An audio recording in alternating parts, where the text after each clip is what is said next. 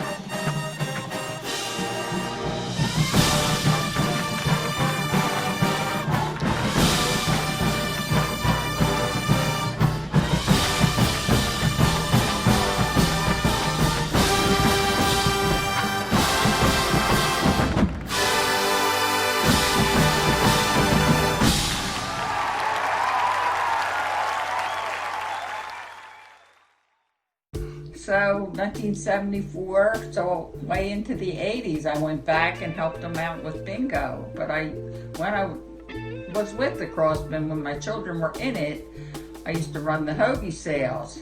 It was very successful. I was very proud of myself for teaching all those kids how to make hoagies and delivering them. It was a tiring day because I was up early in the morning to pick up the rolls, because you have to pick them up at 5 o'clock in the morning. And they just can't be any old rolls, right? Oh no, they had to be Bono's rolls from Chester. They were the best. They're not around anymore, and I really miss them. Hi, I'm Denise Ebersol. I've been volunteering with the Crossmen since 2010. This is my 11th year, and it'll probably be 12th year. It's something I absolutely love to do. My family has all volunteered. My boys marched, one of them marched 5 years, 2010 through 2014. The other one marched 6 years, 2011 through 2016. They've also both come back and volunteered. My husband volunteers with the Corps. My mom and dad have done a couple things on and off over the years. And my mom and dad volunteered a lot when myself and my brother were marching way back in the day. Volunteering, it's some of the hardest work you've ever done physically. It's some of the most rewarding work ever. It just fulfills your heart, and it's fun. It's kind of like in an odd sense of way that you're part of the Corps. That's why we're the 151s. And yes, I have the 151 volunteer flag, as Texas A&M has the 12th man. The audience is the 12th man in the field. As volunteers, we are the 151st, now 154th member on the field. We are in some part of the way a part of the Corps. We feed them, help clothe them, do the uniforms, shuttle them back and forth to airports, fix props, make props, paint things. We've had parents completely rewire the food truck, install lighting, make these necklaces. We do these during camps a lot of the times. We'll do them in our homes. We'll bring them and give them to the members after they complete their first season. And volunteers who go on tour for full years get them. Some of us have been around forever. It's part of it's being a member. There isn't any task that isn't asked of the volunteers, pretty much except for teaching. Other than that, we're there to do whatever those kids need, whatever the Corps needs. And some of the best parts is watching the Corps struggle to learn a concept of the show. And then when you go to the show and they nail it, your sense of pride and accomplishment is almost as great as the members on the field who are performing it, because you've seen what they go through. You've felt their pain, and it's fun. It's fun being there when the new uniforms come in and you get to open the boxes and go inventory the uniforms, and watching new rookies get measured for the first time. Oh my God, I must have measured thousands of kids over the years, and watching the rookies put on the uniforms from the previous year to see what pants fit them. And they don't realize that sometimes it has the sweat from the members from the previous year, but they're just so thrilled to be in a DCI uniform. And then to watch those kids blossom and grow and become full Crossmen members and eventually alum, and then them giving back and volunteering. And it's a good thing. And it's good for the young people to see people from the past, people alum, parents who've been around long enough that all of a sudden they become alum, to know that, drum corps doesn't end when you're 21. There's always something that you can do to give back and further the activity. And down the road, it's something my family's been passionate about for decades now, and will continue to be. It's just a part of our lives. And, part of what we consider our job as long-term volunteers is to recruit new volunteers, make their volunteer experience fun, have a good time. God, we laugh. We laugh so hard at that food truck. We have some things that become just internal private jokes between us. You make lifelong friends. You make friends from across the country that are with you forever and ever and ever. Some of our family friends that are, we've been in their weddings, they've been in ours. My godfathers to some of our friends' kids are all our drum corps friends from back in the 80s. You form lifelong bonds no matter what you do, whether you're a performer, an instructor, admin, staff, volunteer. It's just a fantastic activity. So, continue the legacy, support the Crossmen, and thanks for watching. I marched 507 Hornets in Norwood, Pennsylvania in 1973, 74. Right when the Corps merged with Keystone Regiment to form the Crossmen, I went to a couple rehearsals at Crossmen, but had some family crisis pop up, and I had to quit Corps and get a job and help out at home. And the year before the Crossmen came to Texas, my wife got transferred to Texas, and I came to Texas and got a job driving for Via Metropolitan Transit so I could get my CDL so I could drive for the Corps in the summer. This is my 5th consecutive year driving a bus for Crossmen. Well, when I was a kid, I marched Drum Corps. I lived in a housing project in Philadelphia, and Drum Corps got me out of the streets and gave me a positive direction in my life. I just feel I need to give something back to something that gave so much to me. That's why I keep coming back. I do it for the kids.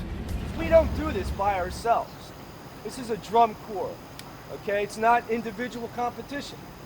And to me, that's the most important thing about unity, is that we have to be one. As members, as bus drivers, as volunteers, as instructors, we have to have it coming from here, guys. This Corps puts emphasis on teamwork. That yes, there's a lot of talented individuals in this organization, from the staff to the members to the volunteers, but we can't get this thing down the road alone. It has to be a team effort. We get to see a lot of white lines at night. Every state looks the same. See a lot of truck stops. See a lot of tired members and staff getting on off the buses. But most people who come back and do this do it because they love the activity and they love the kids who work so hard. It's a rough life, but it's the hardest job I ever loved. So that's Mike Lennox. A very inspiring video. Really shows the passion of some of our volunteers. So you got a chance to talk with Mike this past week, Josh. How'd that go?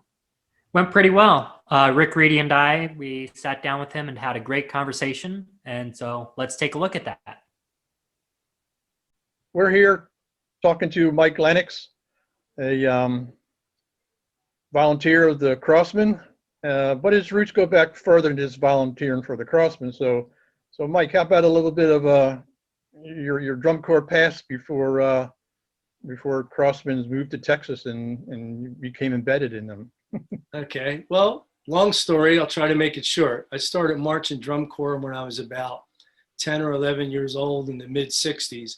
I actually marched with Dave Oshel in a Drum Corps in Philly called the Junior Sunrisers. And Roy Whitaker was there as well, and Tommy Bain. I know Rick knows all those names. I know Josh doesn't. And then we ended up going to Golden Eagles, and that's where I met Dale Adair and Scott and Bill Baldwin and Joey Prisco and Huey McGinnis and so on and so on.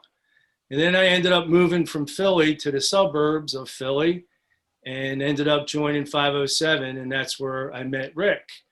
And I marched 507 and was going to go into Crossmen, went to 1 or 2 rehearsals in Marple, Newtown, ironically right around the corner from where my brother lives now. And my father got ill, and my Drum Corps career ceased. And then I think it was in 2000 when I was living in Delaware. I'm driving past high school, Newark High School, and I see a Crossmen equipment truck in the parking lot. Almost gave my son whiplash as I jammed on the brakes to turn around. And I went inside, didn't know anybody, just wanted to see what was going on, and ran into Rick. And then he twisted my arm into volunteering, and I've been doing it on and off ever since. I used to pick up kids in the bus stop in Delaware and the train station in Delaware, then take them to Pennsville, then pick up the YEA van, and then spend the rest of the night going back and forth to the Philly airport. You went to the train station. You said the train station too, right? And, Yeah, in Wilmington. Yeah. Yeah, I can't remember the kid's last name. Chase Brownstein, I think. He was a snare drummer. But I'll never forget when it's the end of practice and he's running around saying, "Where's Mike? Where's Mike?" And Mike File says, "Here I am." He goes, "Not you, my Mike." Because I was his ride. I was more important. Yeah. Right. Mike, you then moved down to Texas when? I moved to Texas a year before the Crossmen. I moved down here in 2005. Ironically, I'm in Texas and they're having the award banquet up in Pennsylvania, and I get Volunteer of the Year award, and I'm not even there. I'm down here in Texas, and Ted used to call me up, busting my buns because he'd be doing the airport runs, and he's like, "Hey, I'm sitting in the airport. It's just supposed to be your job." I'm like, "Hey, man, I'd love to be there if I could, but circumstances brought me to Texas, and lo and behold, it was for a good reason. I was coming down here, getting the place ready for you guys." Yep, because then a year later, the announcement moving to Texas. So what was your initial reaction to that? Well, Rick calls me up and he says, "Mike," he says, "I got good news." I'm like, "What's that, Rick?" I'm thinking, one of his kids are getting married or something, It's like, "Crossmen are moving to Texas." And I'm like, "Rick, that's bleeping cruel." No, I'm serious. And I'm like, "Yeah, right." And he goes, "You're not going to believe this." And he tells me the story of Fred Morrison. And ironically, Rick and I went to high school together. We actually double dated on our senior prom. There's pictures. But Fred went to our high school and graduated the same year. And Rick and I never even knew who he was till Crossmen in Texas. So he asked me if I would, go meet Fred and help the Corps out. And I met him at Ronald Reagan High School, showed him how to hook up the food truck, electric and water, because nobody had a clue. They never had equipment trucks or food trucks like the Crossmen had. So I worked with them, and Jarrett Littman, and Evan Woods eventually came around and was helping. But I was the first contact, I believe, right, Rick? Yep, just about. Yep. I remember giving you that call, and I remember that exact conversation. Yeah. Yeah. It's funny. So once the Corps moved to Texas, what kept you coming back? Because your son had already aged out and stopped marching. Why'd you continue to come back, drive for the Corps camps, and then for the summer as well? Getting involved in drum corps when I was a kid, I believed saved my life. I'd probably either be dead, in prison, or some kind of thug somewhere. It got me out of a bad environment where I was living in the city of Philadelphia. And not my fault, not my parents' fault. They did the best they could, whatever. We just happened to live in the housing projects in Philadelphia. And a cousin told me about a drum corps, the other side of the tracks, as you would call it. And I risked life and limb to go to drum corps. I wanted to play drums. My father was in a band, he played saxophone, but I wanted to play drums. And for 50 cents a month dues, I could join this drum corps. And I did. I learned how to play drums. And it taught me responsibility, gave me a work ethic, and gave me a sense of belonging to a community that never left me. And I felt that I needed to repay that organization that gave me so much. So I felt a responsibility to help kids get to where they needed to be so they could experience what I experienced. What would you say was your most memorable time with the Crossmen? If had to pick one moment that sticks out. The most memorable, I would have to say, beyond a shadow of a doubt, was 2012, when I had the privilege of driving the Perk bus. And I just loved hyping the kids and being with the kids, and all the other drivers like, "How can you stand there drumming all night long?" I'm like, "Hey, I'm a drummer. I love it, But when we made finals, I mean, I was crying. You were there. I mean, it was the most exciting thing that happened to me in all the drum corps activity, with the exception of when my son won a gold medal when he marched with BD.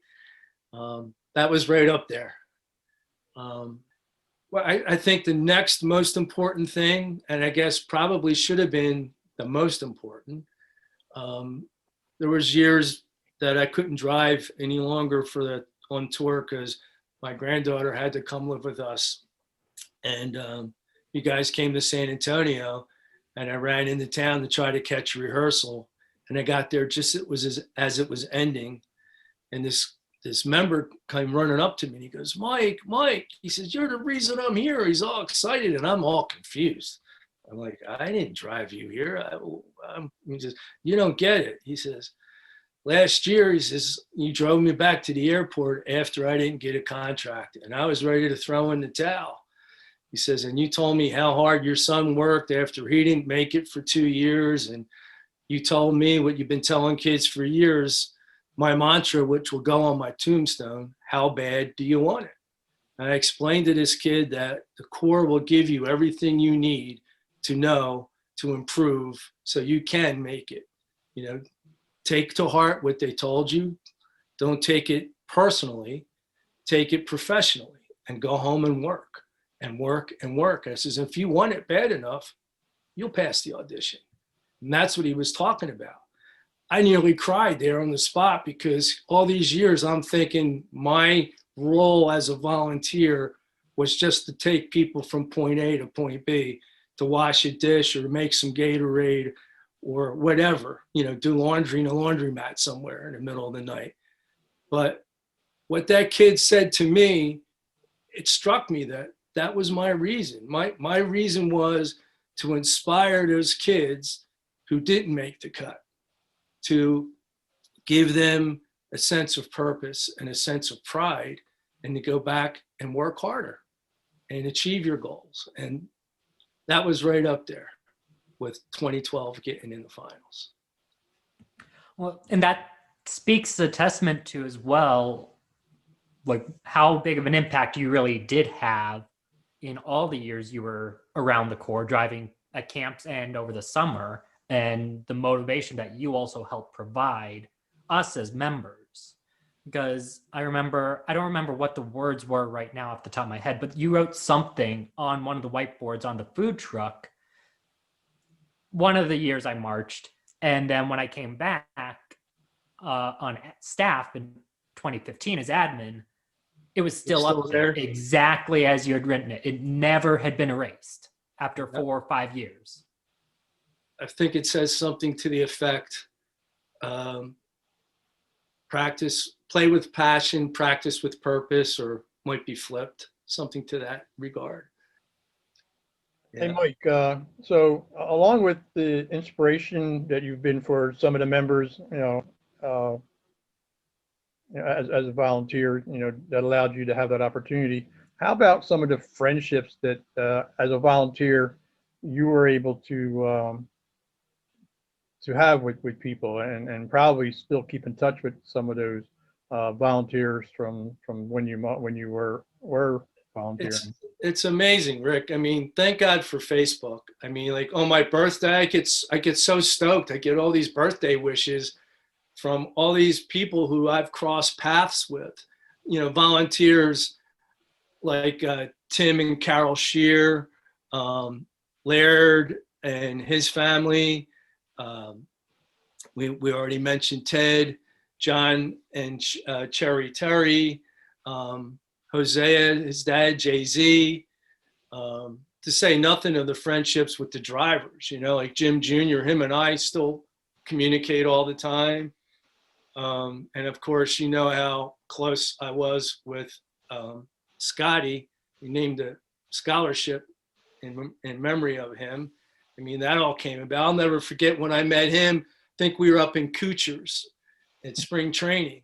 And I'm like, hey, Scott, I'm Mike. And he was like all standoffish and stuff. I'm like, so you excited about driving? He goes, nah, man, it's just a job. And I'd say by a month's time, he had drum corps in his blood.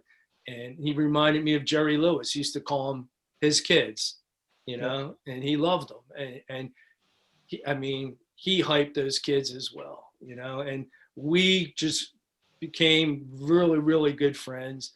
And yeah, I miss him terribly. He was a really good friend. We used to keep each other awake on the radios at night, you know, sharing stories of the rock bands we saw, and all the kids thought it was so cool that we got to see the Who and, you know, so on and so forth. But a lot of friendships were made that way. I mean, the camaraderie, Warren Brown, geez, how can I forget my dear friend Warren Brown? He drove the volley van for many, many years.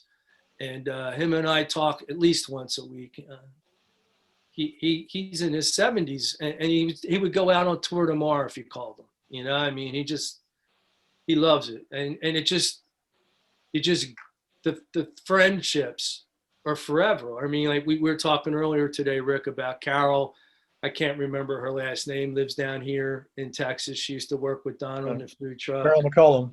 Yeah, and what's the other lady's name? Had the two girls in the color guard. The Czech eyes. Yes. Once again, you know, Texan volunteers. I want to include them too, because without them, it didn't work, you know? The Shocks, I mean, they became volunteers. You know, and then of course, Denise, I mean, she made it in the Hall of Fame, how much time she puts in there. I mean, she's awesome and well-deserving, you know?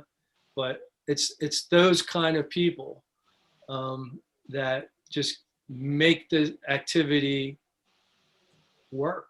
You know, without volunteers, I can't see how you could get down the road. So what message would you have for anyone who might be on the fence about volunteering and helping out with Crossmen or Drum Corps? I say try it. Try it once, and if you don't love it, it's not your cup of tea. Because everybody that I've ever been involved with, they're all apprehensive. They don't know what it's about. You know, a lot of parents didn't march. They don't get the activity, but they're there to support their child. And then when they see the camaraderie and the passion that everyone involved has for this activity, kind of spreads, kind of grows on you, you know? And then next thing you know, like, you want to be helping too. You want to be part of that community. And when you're not part of it, it's hard. I mean, you know what it's like to age out, and you went back and worked as part of the admin team because it's so hard to leave.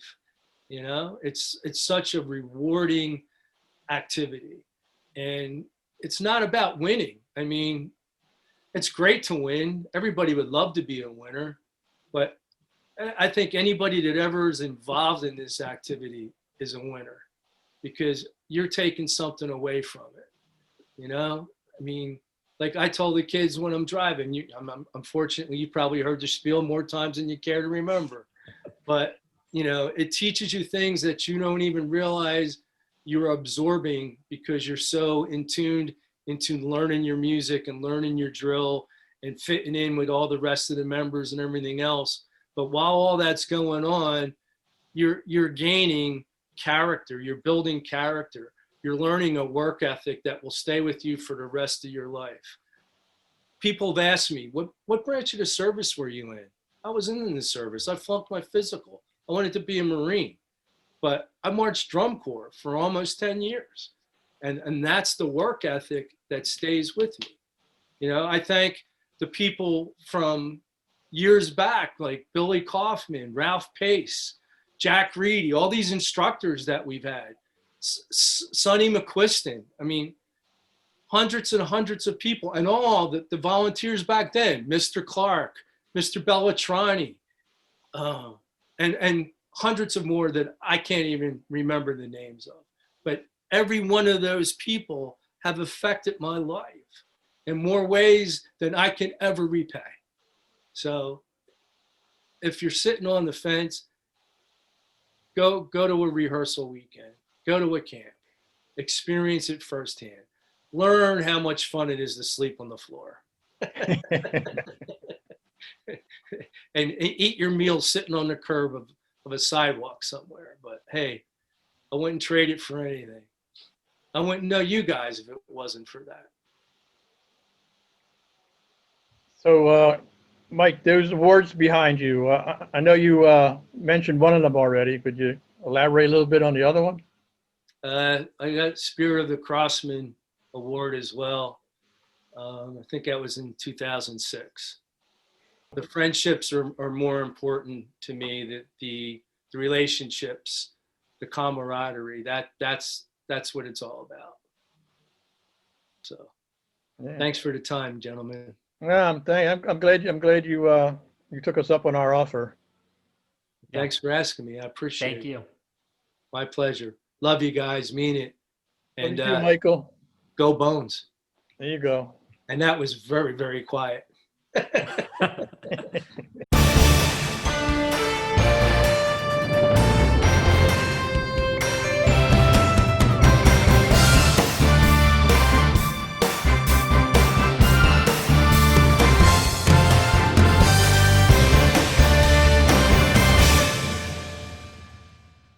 Hello and welcome to part of our new series of the CrossmenLive series. It's going to be our member spotlight. This is going to be a continuous series where we interview several of our members and get to know a little bit about them outside of drum corps and their drum corps experience. My name is Jake English. I'm one of the drum majors here with Crossmen, and today I'm with Nate Ketablu, and we're just going to learn a little bit about him and who he is within our corps. So Nate, tell me a little bit about yourself and who you are outside of drum corps. I am from Dayton, Ohio, and I currently live in Miamisburg, Ohio. I have played the trumpet since like the 6th grade, which I think was like 2009, 2010, so like a long time. I have 2 other siblings, and we're all very musical. And my brother and I still do music at the college that we go to. We go to Wright State University, and we also perform in a WGI Winds group called Rhythm X, which is based out of Dayton. So keep the music alive. So what brought you to Crossmen? What actually brought me to Crossmen was the brass caption head. He is the music director at Rhythm X Winds, so I really liked his teaching style, and I kind of just wanted to go try out his drum corps. Steve is amazing. Yeah. So what was your audition experience like when you came to Crossmen? To be honest, it was a little nerve-wracking. I'm from Dayton, like I said, so I flew to a state that I had never been in before, and I was really nervous, but the auditioning staff, like, they were phenomenal. They were great. They gave me tons of pointers to add and change my audition rep for the second follow-up audition. That audition was a whole lot more intense, but it was fun, and I still think it was an overall positive experience. I really liked it, and it worked out well. How much would you say you improved just going to that camp and the experience? I would say going to the first experience camp to the callback camp, I improved a ton. I thought I kind of knew what I was getting myself into when I went to the experience camp, but then just being there with the vets and the staff and just learning how they do things, I felt that then going to the callback camp, I truly was prepared for what I was getting myself into. It was just that a taste or a feeling of like what this world is. So what was it like to really just put on the Crossmen uniform for the very first time and be a member of the Crossmen? I always call the uniform like the super suit, because you genuinely feel super when you put it on. The past 2 years that I've marched with, I marched in 2018 and 2019, the uniforms have been incredible. In 2018, I thought just being able to wear an Aussie and just the tradition behind it and everything, I thought that uniform was so cool. And then just on the complete opposite of the spectrum in 2019 with the Viking costuming, it was just really incredible and so intricate and detailed. It was really cool to be like in that uniform and totally in that character. So how has drum corps affected you and with being in Crossmen? I would probably have to say discipline, number one, being able to hold yourself accountable, and working through the really, really tough stuff and like the hard times, because you know that at the end, the payoff is way like more worth it. For instance, like during spring training when it's hot and like we're doing the same thing over and over and over, fighting through that because at the end of the year, we get to showcase all the hard work we did at Lucas Oil. I think that type of skill is like really important, and I use that in my everyday life. That's great. What do you think's been your favorite show that you've marched? I'd have to say like my favorite show that I've marched has got to be Valkyrie, only because that it was just so unlike anything I had ever done. It was intense from the downbeat of the show all the way to the end, and I never stopped moving. There was never a lag, and I just truly loved performing that character that they had created for us. Yeah, that was a spectacular show, and just so much effect coming from it. What are some of the stories that you tell people? So actually, one of the funny stories that I tell people is my first year in 2018, I was, of course, in Texas for spring training. It was the last week, and my twin brother and my mom had flown out and had surprised me. I did not know that they were coming. So, and neither did anyone else, because I had never mentioned that I had a twin. I just never came up. And then when they showed up, they had were totally, everyone was totally just shocked at the fact that not only did I have a twin, but we looked so similar. And then I think one of the funniest things to come out of this was the overwhelming amount of people that would come up to me and say, "Why were you in the stands with some woman watching ensemble instead of actually doing it?" I was like, "No, I was on the field. That's just my twin brother." And just seeing the reactions, it was just really funny. And I tell that story a lot because it's just very unique. Yeah, that's great. Oh my gosh. Do you have any words of advice for members or future members looking to audition? My word of advice for people who want to audition at the Crossmen are, they've been said before, and they're very simple, but just go for it. If you really want something and you work hard and you don't let anything stop you, you will eventually get it. Like I said, I'm from Dayton. I flew all the way to Texas. I didn't know what I was getting myself into, but I knew that I wanted to be a part of the Crossmen. So I worked hard. I didn't stop. And I finally was a part of it. And I just think that that drive is the one bit of advice I could probably say to any person who is prospective or thinks that they want to be a part of this crazy thing we call drum corps.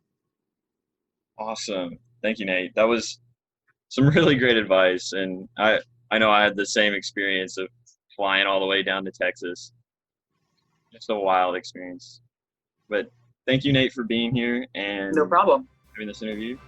And thank you all for watching.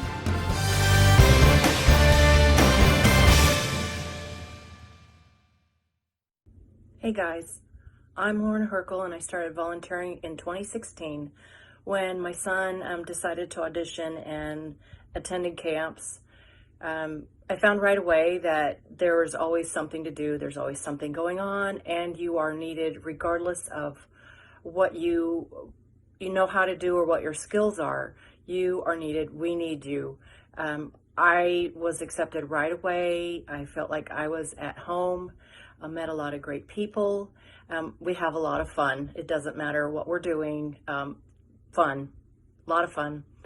And we need you. Doesn't matter what your skills are. There's always something to do.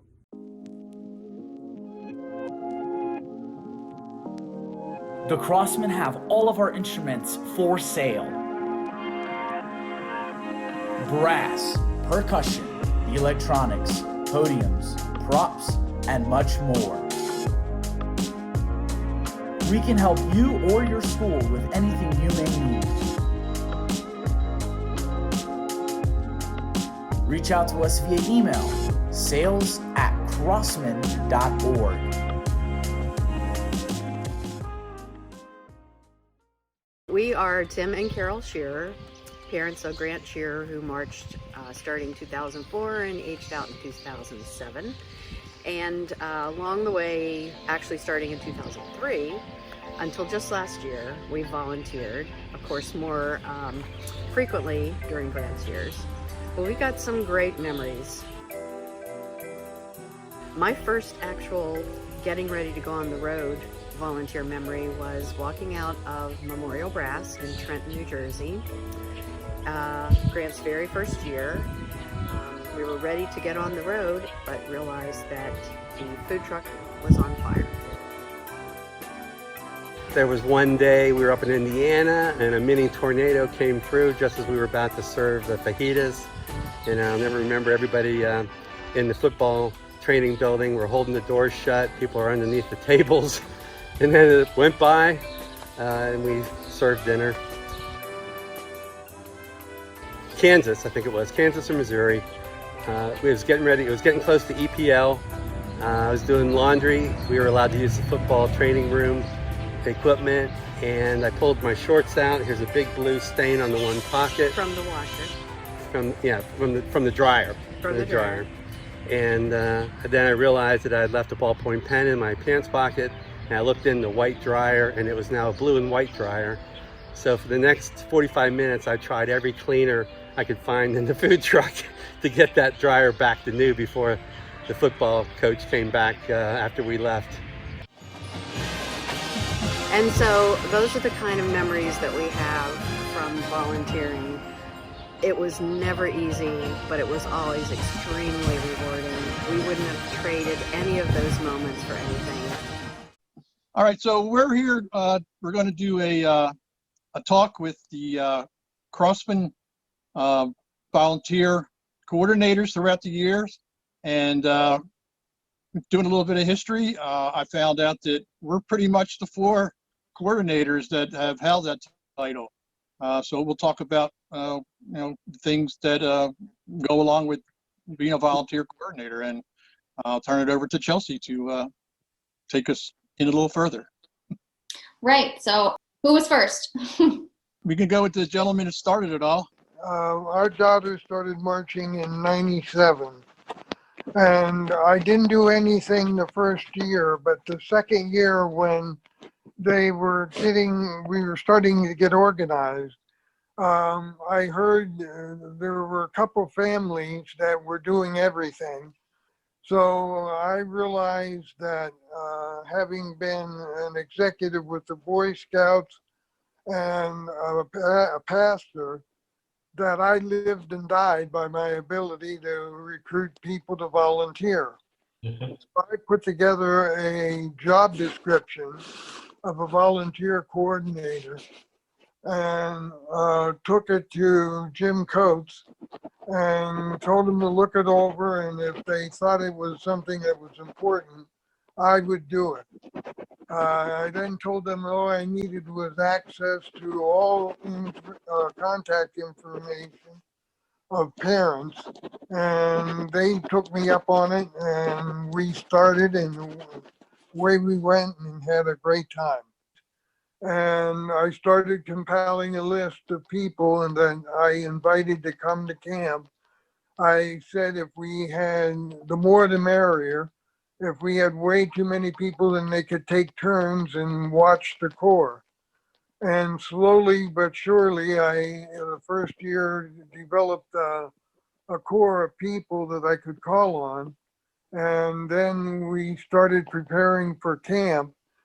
And I did it kind of the old-fashioned way. I took sheets of cardboard and made a calendar on, and had it with me every place I went where the corps was, and would talk to anybody I could, attention I could get, and started filling in the roster for the summer. And that's the way I worked it. And I'll shut up for now and let someone else talk. That's good. Yeah, I followed John. Came in 2006 and 2007, and yeah, I did I was there to witness John with his board. So I kind of when I took over the role, I kind of just modernized it a little bit more. I had an Excel spreadsheet, and then there we had all of our information, phone numbers, addresses, point of contacts, and everything. But yeah, so I kind of like learned off of what John did and then modernized it a little bit more. And I'm sure I only did it just the 2 years that I can remember. And then Evan, you'll be able to pick it up from there. Okay. Yeah, I started working for the Corps in 2008. I'd aged out in 06. So 2008 through 2011, I was in that role. And I think the interesting adaptations during that time were, that the Corps had just moved to Texas, and a lot of the people who are, had previously helped the Corps are, over 1,000 miles away. And then we have a lot of people and families and kids who are just completely new to the activity. And so I think just the educational concept of like, what is volunteering for a drum corps? And then eventually, I think the thing that I worked on was how to make like a calendar on the website that everyone could see all the time, that had both the tour schedule, the airports to fly in and out of, and the needs for the different volunteer positions. And that way people could look at that and see all of the information in a place that made sense with their personal calendar and be able to decide how to get involved. So I didn't know it at the time, but that was basically user-centered design or user experience design in the SEC world. But I think that was my main contribution, was kind of starting that at the Corps. Yeah, so when I started as an intern in 2013, and by 2015 or 2016, I kind of officially took over the role of volunteer coordinator.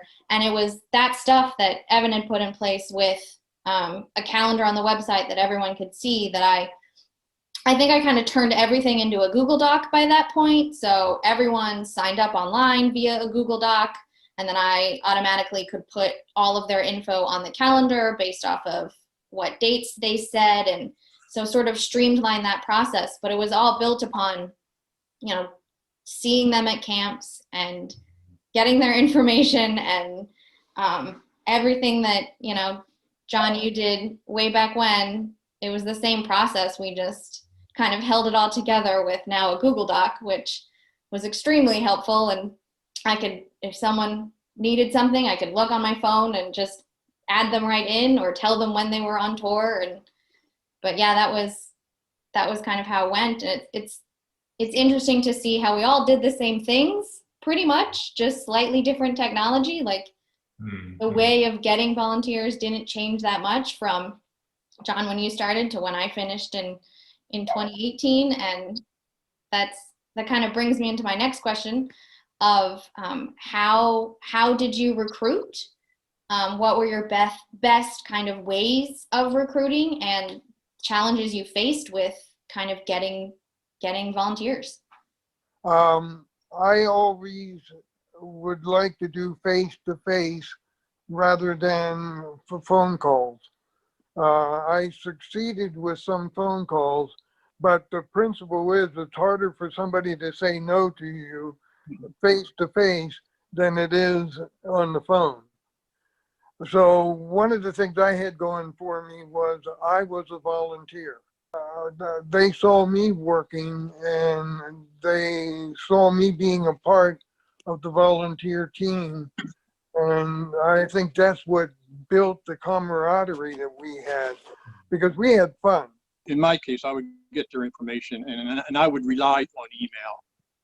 I would send out emails, and then, have them correspond back. And then we would also be able to send emails out and say, these are the weeks that we need volunteers, and hopes that the list would fill up. I think, probably the two biggest things I emphasized was communicating the benefits of volunteering. You can, just be a part of this drum corps community and see a lot of shows. You can, travel and only have to maybe get like one plane ticket, because if we come from your hometown and go out for a week and then you can fly back, just helping people. And I think trying to serve people and thinking through the options of how to get on and off tours is the second biggest thing. Also, just really make sure that people knew that, starting with just 1 week or maybe even 4 days, something like that is great. I think sometimes, especially for the students, if they're committed to the whole summer, their parents might assume that volunteering would be like a whole summer thing if we don't tell them that it doesn't have to be. Yeah, a lot of it was, of course, in person at camps. You know, when I was there, just talking to parents. And one of the biggest ways I would get parents is at the end of camp, when I had to send all the kids back to the airport in someone's car, is just walking around going, "Hey, are you going to go by the airport tomorrow? Please take some kids." And slowly they'd be like, "Oh, that was easy. I could do that again." So then they would sign up to shuttle at the next camp, and then they realize it's not that scary and they can do it. And that was kind of a way to get them involved without getting them committed to, 3 weeks of time over the summer. I was like, no, I just need you to serve the pasta for this meal. And then they realize, oh, that was fun. I could do more of that. And like Evan said, getting the kids, I would constantly try to tell the kids, the members, how fun it is to have someone volunteer. Like, you can see them in the morning. They can get you special treats because they can go to the store more often than you can. Like, it's pretty fun to have your mom there and she's got a Gatorade for you at the end of the day. Hey everyone, it's Jackie Juergens. I was a volunteer for 14, 15, and 16, and then also their food manager for 14 and 15.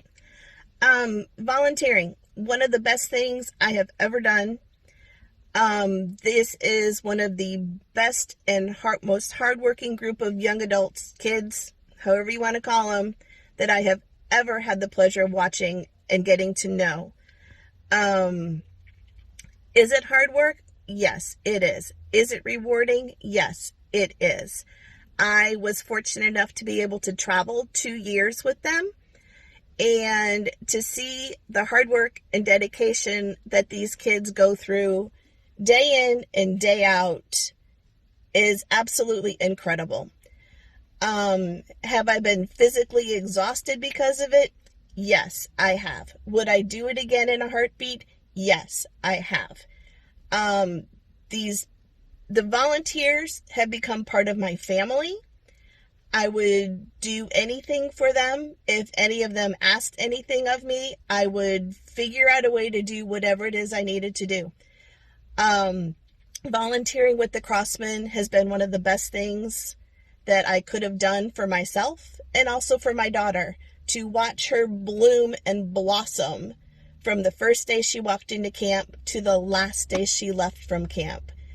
From the first day she stepped on the field in her uniform till the last day she stepped off of the field in finals are some of the things I will never, ever forget.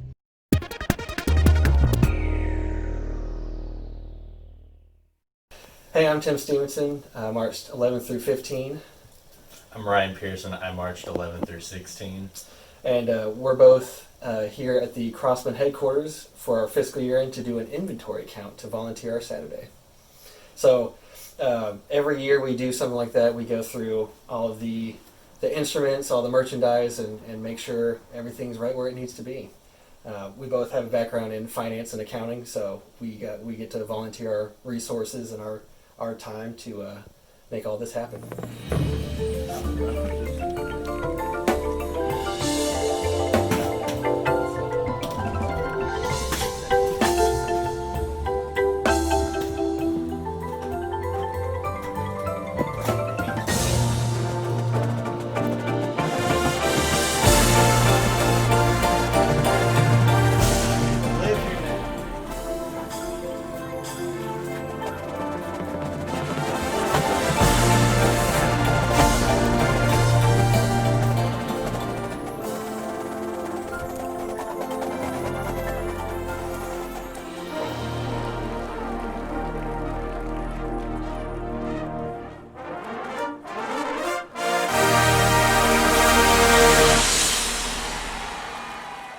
So we just finished up for today, and it's nice to kind of give back in our little way. Drum corps run on volunteers, and it doesn't always mean the cook truck. It can be any type of skill set or anything you can do to give back. I can't teach, so this is the next best thing. It's nice to pay it forward to the next generation. Yep, I can't teach, I can't cook, but I can do accounting, so I can do that. the way I choose to give back. Yeah, spend a Saturday, doing some cleaning, making sure everything's right where it needs to be, and so far so good. So I like where we are.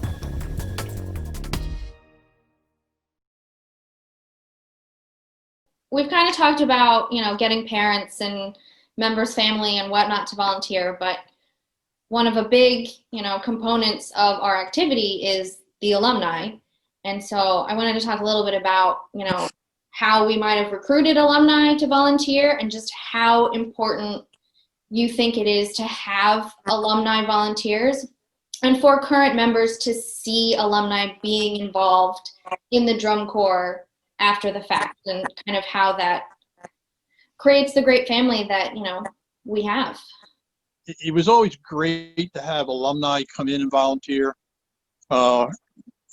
Because then I know when Larry Markavich was director, anytime there was alumni volunteering on tour, Larry would make sure that the whole drum corps knew that person. Generally, it happened at meals where Larry would, make an announcement, say, hey, so-and-so from, whatever year they marched is helping us out today or is on tour with us. And it was really cool for the kids to see that. And it made the person volunteering, feel like they were contributing back, and just to see the kids' appreciation was always good for the alumni. But to have the alumni come back, though, it's important, especially when we're in certain different areas of the country, because that's when you can rely on the alumni that are in those areas of the country as the drum corps comes through, because it's their drum corps, so they're more likely to jump on tour if they know they're going to be in that part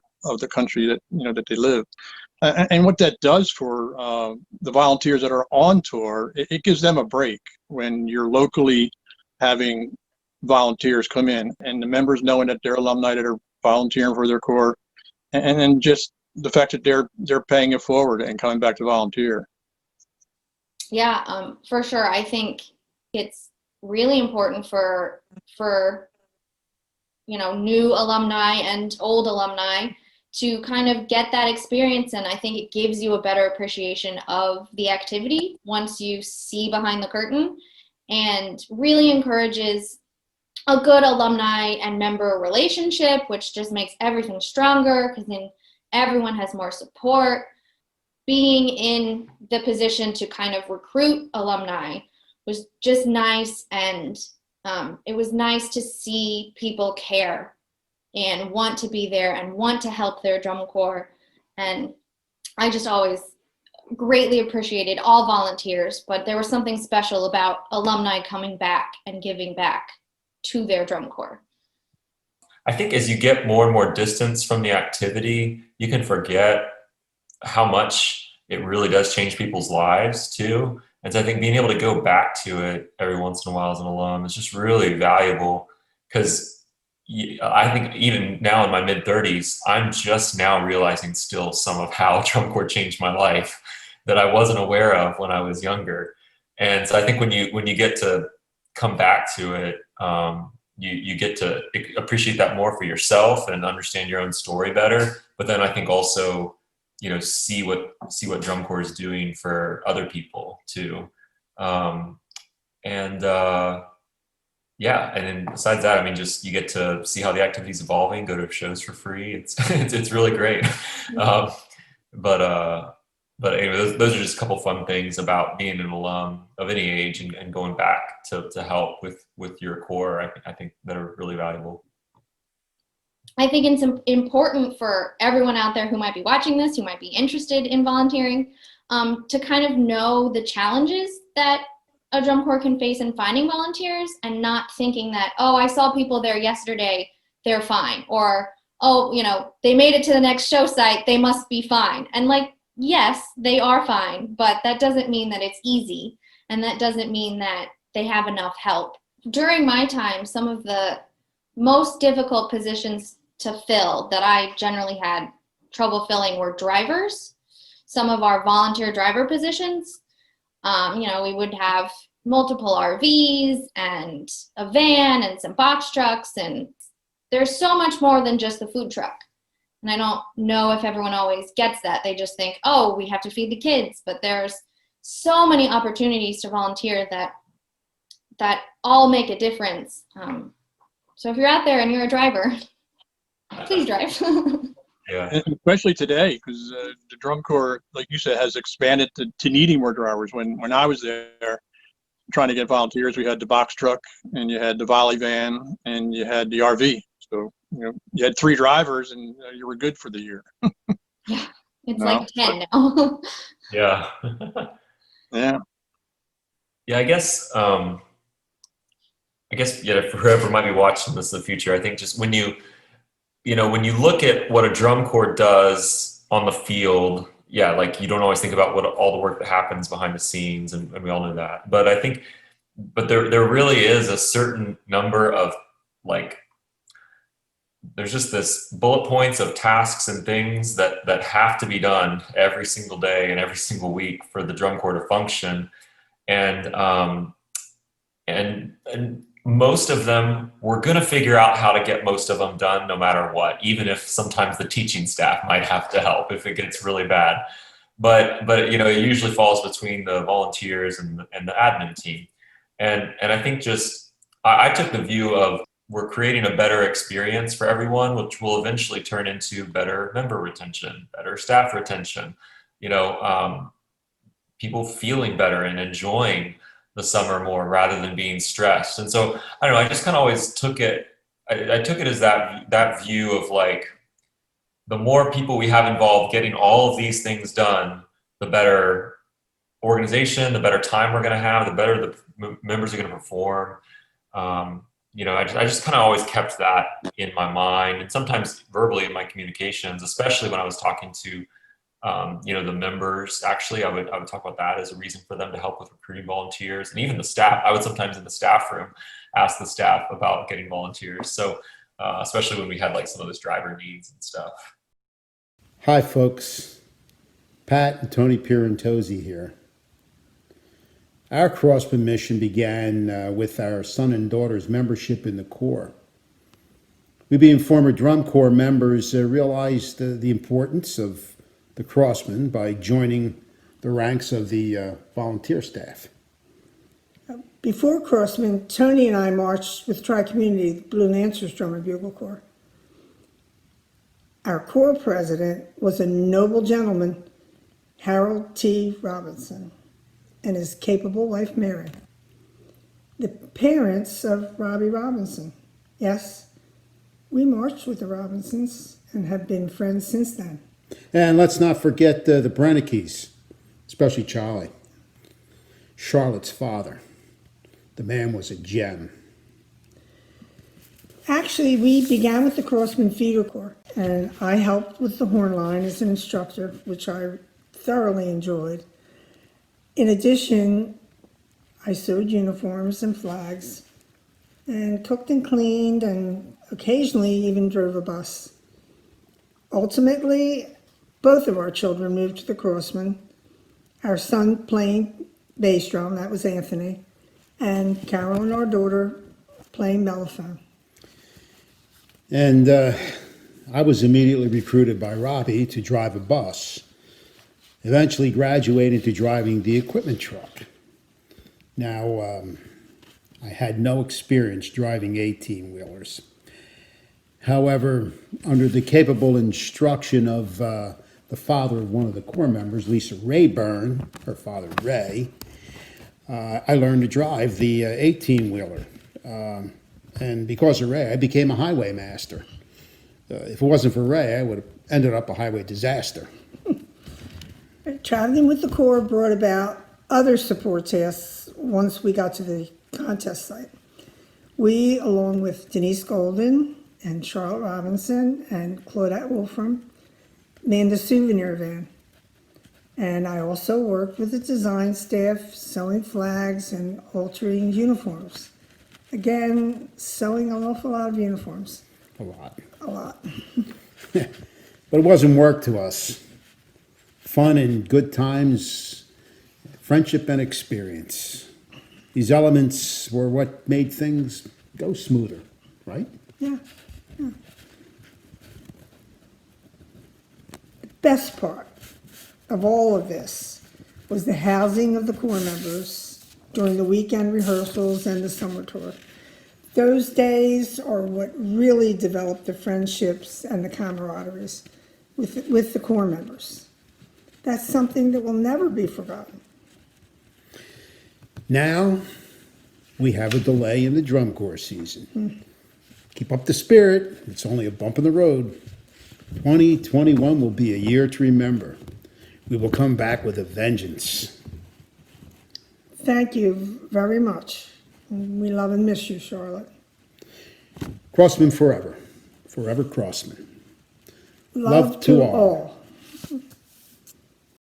I did want to ask if anyone had any particular moment with a volunteer or with the volunteers in general that just like a really good moment, something really fun that happened, or something saved the day moment. You know, something might have been a disaster and someone came in and just was the hero of the drum corps that summer, or anytime a volunteer really kind of went above and beyond. And you don't have to name names, you can just talk about experiences, but show kind of like the great side of volunteering. Yeah, I can tell a few quick stories that stick in my mind. A lady named Becky Upchurch, she lived about 1.5 miles from where we did spring training, and I think she had been on the board, or she was for Crossmen for a while, but like she would be a person who would come for breakfast pretty much any day you wanted to, and sometimes do a whole day. But then I just remember she would always keep the dishes clean, going. She would keep the counters clear on the food truck. She just always, she always did those things so that other people could do other things. And that just always made an impression on me. And so now sometimes if I'm helping on another food truck or something like that for a day, even as a brass instructor now, I'll just wash some dishes because I know, because Becky made an impression on me about how important that is. And she was just so cheerful.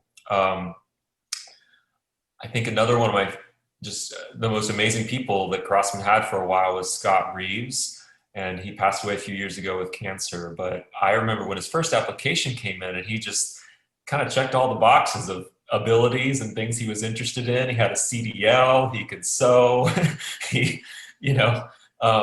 so he brought his daughter around a lot too, and she became a great helper. But I just remember that he and another volunteer named Lynn Badrak, a couple others, they just really owned the uniforms for several years. And it was just, and they just created their own community at Crossmen and around the uniforms and just did a great job.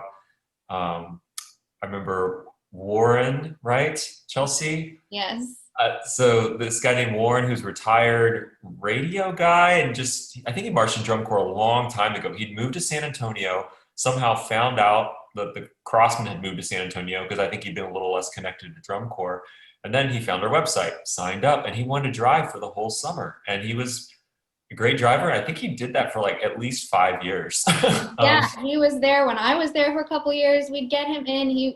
Great, I'll drive. And that's what he did. And he was great at it. And you could always reliable shuttle runs for camps when he was living in San Antonio. Drivers, they are my favorite. Anyone who has ever driven, everyone's my favorite. We need all of you. But the drivers, I just feel so thankful for anyone who has ever gotten behind the wheel of a vehicle at a shuttle camp, shuttling for camps or on the road. Like, that impact is huge because that is such a chunk of time off the backs of the admin so they can do other things. And it's anyone who's ever driven, thank you. You are a lifesaver. I think finding those volunteers that will do like the same thing for every camp are super valuable too. You mentioned that already, Chelsea, with shuttles, but like I remember Carol McCollum, even years after her son stopped marching, she would do the Sam's run for me before every camp because I would be commuting down from Dallas and it was so stressful to try to figure out how could I get food before the camp starts. But she would always do that Sam's list for me. Again, like, no volunteer position is too small.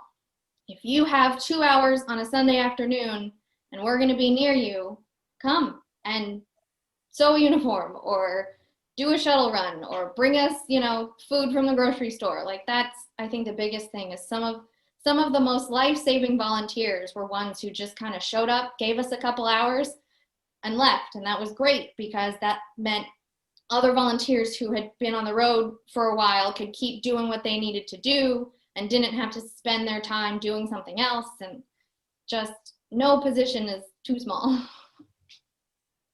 I remember when I first started,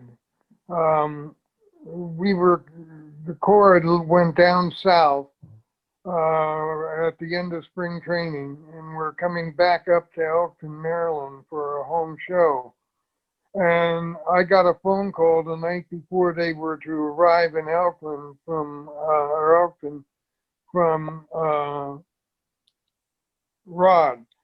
Rod, and he called and said, "We've got a problem." I said, "What's that?" He said, "When we get in at 7 o'clock tomorrow in Elkton, we need a hot breakfast, and I have no volunteers. They all left and went home. What are you going to do about it?" And this was early on, and he was a little skeptical about the position. I said, "Don't worry. When you get there, there'll be a crew ready to do breakfast." He got there, and we had 10 people that I had called who were local and told them our situation. So I learned there to appreciate whatever people were willing to give me, because I had that whole list that from across the country that I knew wherever they were at, I could call some people who would be willing to drive 100 miles to get to the site and be there to help. You appreciated everything you could get from the volunteers. Hey, Chelsea. Yeah. It's Donna. When you were talking, I was actually outside most of the call, but I came back in and you were talking about those volunteers that would just pop in unannounced and I thought right away of Josh's parents this year, like they were a godsend to me so many times when I was shorthanded and all of a sudden they're washing dishes and they never even told me they were coming. That happened dozens of times for me in my couple of years with them. So I just wanted to point that out. Yeah, awesome. We love anyone who just jumps in. Please just show up. Every drum corps is always in need of volunteers. Don't let them tell you otherwise. Just because things look fine doesn't mean that they have all of the help they wish that they had. So if you're out there and you have ever thought about volunteering, or even if you haven't, please do and please volunteer, because you guys make the magic happen. They can't do anything without volunteers. Does anyone have any closing thoughts other than that? I'm glad that you guys were all available to make this happen. And I was happy to be a part of it. Thank you for thinking of getting me involved. no, you're the first person I thought about when I was thinking about volunteer coordinators. And I did a little bit of history. And then that's when I saw the article from when you were nominated for Volunteer of the Month back in 2005. Then I went and investigated and realized that Evan was coordinator, and then Chelsea was coordinator, and me. And then I figured, like, basically, after a couple other people, maybe Willow, I think, got involved periodically or for a short period of time there. But I think for the most part, since '99 till now, it's been us. Thank you, everyone, for speaking, and everyone volunteer, please. All right. See you guys. Bye. A lot of great information there on volunteering and on volunteer coordinating. And one of the big takeaways I got from that was what Evan had said about how volunteering or the lack of volunteering can actually have an effect on the final product that the Corps puts out on the field. It's very true. I mean, there's a lot of behind the scenes effort that really goes into everything to make a drum corps successful. It's so much more than just the members and the instructional staff, the administration, and then the volunteers. Like, without them, a corps can't get down the road and have a successful season. Yeah, and what struck me was that when you don't have enough volunteers, that admin and instructional staff have to pitch in, which has to make them tired, and you know how that goes. If the staff is tired, it has a bleed over effect into how the Corps practices and performs. So Yep, and those are things that you don't always realize when you're a marching member. You don't realize it till you're on the other side of things. yeah. So volunteer if you get a chance, even if it's just for one day. So what else you got, Josh? Next month we got well, we have the raffle coming up. Got any information on that? Yeah, so we have dates for an online silent auction. Going to be held from November 18th to 21st. And for more information, stay posted to the Crossmen website. Crossmen.org/auction is where you're going to be able to see all of the utmost up-to-date information regarding what all is going to be raffled off and how to be able to process it and be able to win some great prizes. And how about next month? What's our show next month look like? Yep. So the topic for November, we're going to be throwing it back to my rookie season, 2007, which was the year that the Corps moved to Texas. So we're going to be talking about the announcements that were made in the fall of 2006 and how it affected people. And then that whole transition that ended up proving to be a very successful move for the Corps. Nice. All right. Well, we'll see you then. I'm Jack Brennicky. And I'm Josh Sears. Till next time. Bye-bye.